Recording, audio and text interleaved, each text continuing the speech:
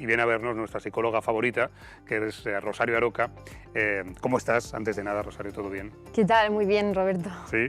Sí. Oye, es una pregunta que siempre me hago. ¿Un psicólogo, o una psicóloga en tu caso, necesita ir al psicólogo? ¿Sí? Claro, por supuesto. O sea, yo necesito estar bien emocionalmente, mentalmente, para poder atender a los pacientes y las pacientes. Claro. O sea, de hecho, se puede llamar la atención a un profesional si realmente no se encuentra con un estado emocional óptimo para dar esa terapia y atender a esos pacientes que realmente lo necesitan. Claro, perdóname un poco bajar el nivel. Claro, tú no te puedes pasar terapia a ti misma. O sea, tú no puedes ponerte delante del espejo y decir, no, necesitas a un colega que le dé otra perspectiva. Claro, bueno, tienes a lo que te técnicas, pueda ocurrir, ¿no? Claro, tienes técnicas, sabes un poco sobre el tema, pero no es lo mismo que compartirlo con otra persona, un terapeuta, y que te va a ayudar siempre, te va a guiar un poquito cuando estás un poco perdido, perdida. Ese profesional, esa profesional te va a ayudar y te va a acompañar y guiar. Vale, nada, me he quitado esta duda, era una tontería mía y ya está. Bueno, con Rosario Aroca, ya sabéis, hablamos de psicología, hablamos de salud mental y el pasado día 10 de septiembre se celebró el Día Mundial para la Prevención del Suicidio, que se ha convertido, ya lo era, en un problema social, pero creo que, digo, que se ha convertido porque por fin le estamos poniendo el foco en un tema que teníamos olvidado, eclipsado, el suicidio. Claro, es como no vamos a hablar de suicidio, vaya que eso haga que la gente se suicide más. Y estamos muy equivocados, se está convirtiendo realmente en un problema de salud pública, que necesita medidas urgentes. Se están implementando, la gente se está moviendo, se está hablando más del suicidio, lo estamos más normalizando el hablar del suicidio, pero falta mucho.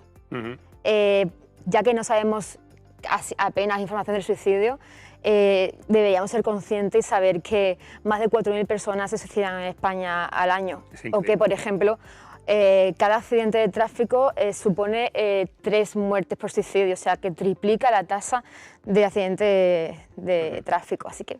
Claro, estamos hablando de que cada día, es que este dato es loco, ¿eh? Y es muy fuerte, y es insoportable si lo piensas fríamente.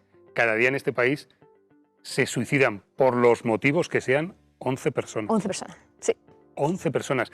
Y tú decías, no se ha hablado. Es que en las redacciones de las televisiones, de los periódicos, de las radios en las que trabajamos, había un argumento que era, no se informa. Claro, hay un vacío. No se informa, porque es que vamos a fomentar que pueda haber otros suicidios, y nosotros mismos, los periodistas, nos autocensurábamos. Bueno, pensábamos que era lo lógico, lo que había que hacer. Claro, como es malo hablar de suicidio, voy a incitar al suicidio. De hecho, esa idea se tenía ya desde el siglo XVIII, con el efecto Warder. No sé si te suena. No. Era una novela de Godin del siglo XVIII, en la cual el protagonista se quitaba la vida por amor. O sea, hemos romantizado muchas veces el suicidio. Fíjate que lo hace por su pareja, cómo demuestra su amor, es capaz de suicidarse por el amor que siente. Y esto estamos muy equivocados. No es que no se hable del suicidio muchas veces, porque lo que se dice del efecto Warder es que hay una imitación por observación. Si yo veo en la tele, en los medios, que por ejemplo Marilyn Monroe, Robin Williams se están suicidando, eso va a tender a que los demás, esas personas que tienen ideas suicidas, accedan a llevarlo a cabo. Vale. Lo ven como una persona que puedo imitar, y si él lo ha hecho, yo también puedo hacerlo. Más cuando admiramos a alguien, ya sea famoso o familiar. Vale. Entonces, ¿qué hacemos? ¿Debemos hablar o no? ¿Se fomenta hablando del suicidio? Sí. ¿Que haya más suicidios? Es que eso es uno de los mitos. Uno de los mitos es, si hablamos del suicidio, se fomenta el suicidio. Eso es un mito. ¿Vale? Hay que ver que lo que necesitamos es tener una buena información sobre el suicidio.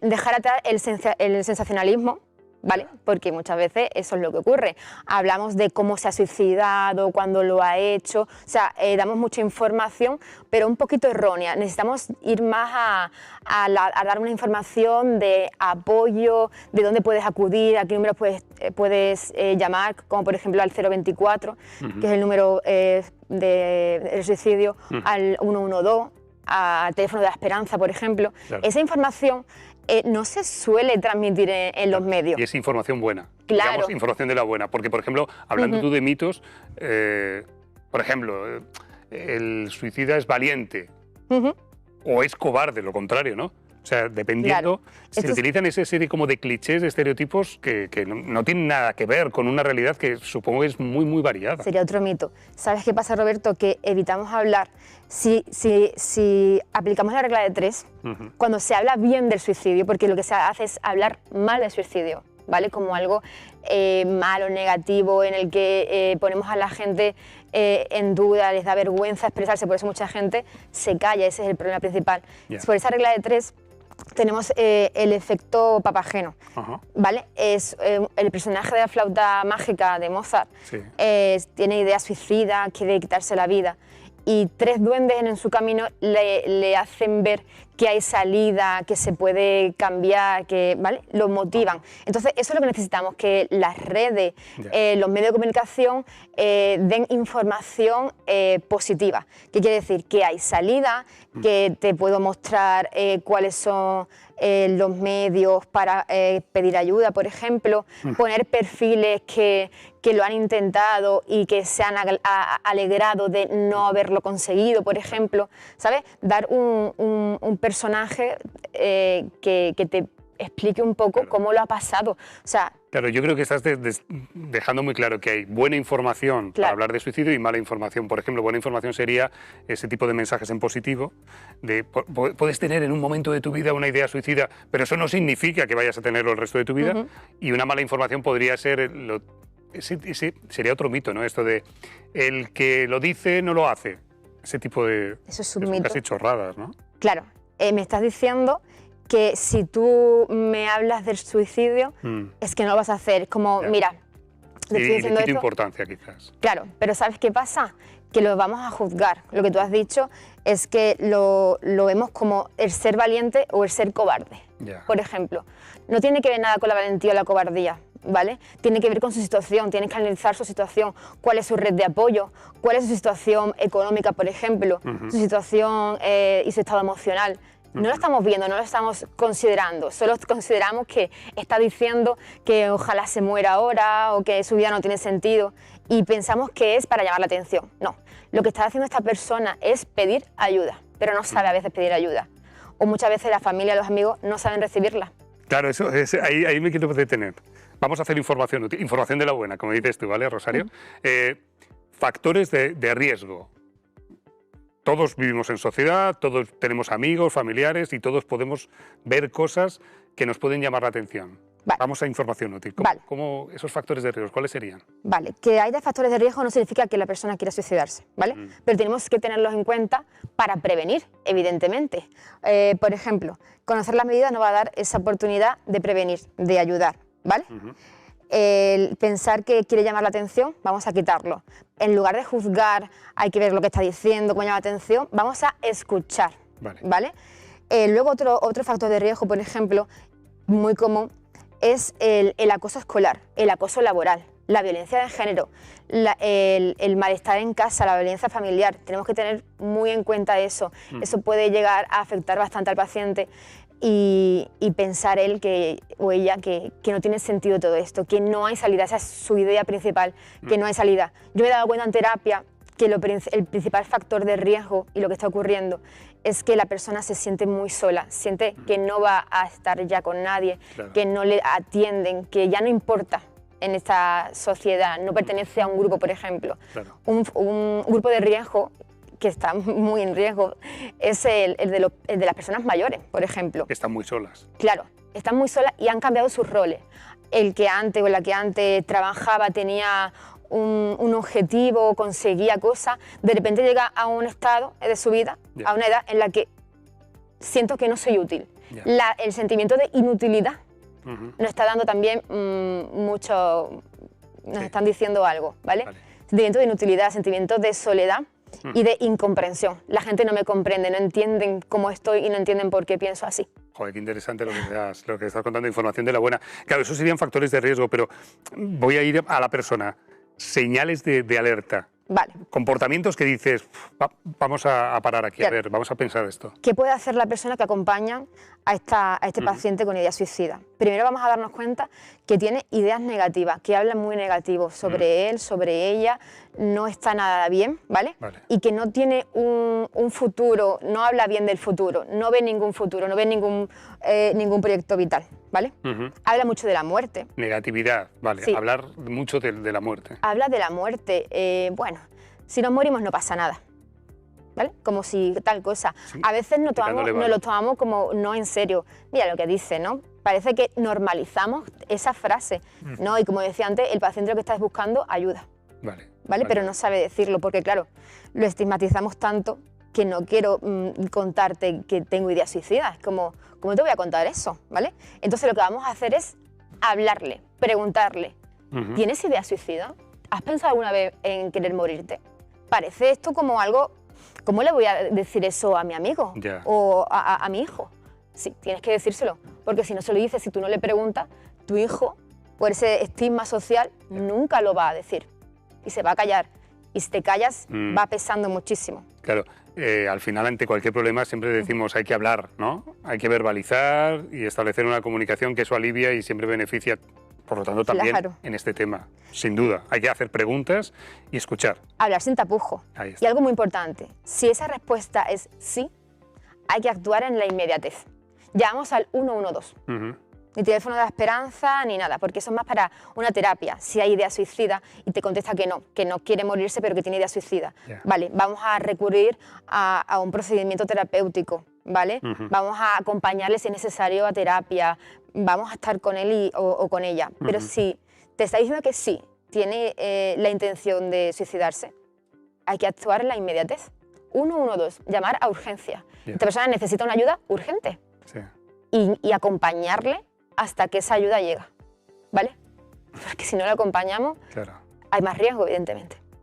Uf, qué bueno, todo lo que estás contando, inmediatez ante esos signos, porque la idea del suicidio no significa, lo has dicho antes, ¿no?, que la persona se pueda o que se vaya a suicidar, pero puede ocurrir. Por lo tanto, hay que actuar rápido y hay teléfonos que nos van a echar una mano. Vale. Pues sí, y sobre todo lo que necesitamos también es gastar todas las posibilidades. Si estás en terapia y sientes que no avanza, que llevas mucho tiempo, cambia de terapeuta, no pasa nada.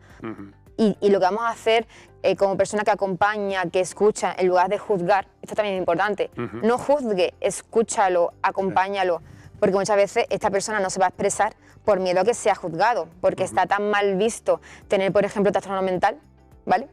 También tener cuidado muchísimo con las drogas y el alcohol. Van a tender siempre a tener ideas suicidas, ¿vale? La marihuana, la cocaína sobre todo, va a tender a tener ideas suicidas porque aparece... Va a potenciar la idea suicida, ¿no? Sí, porque aparecen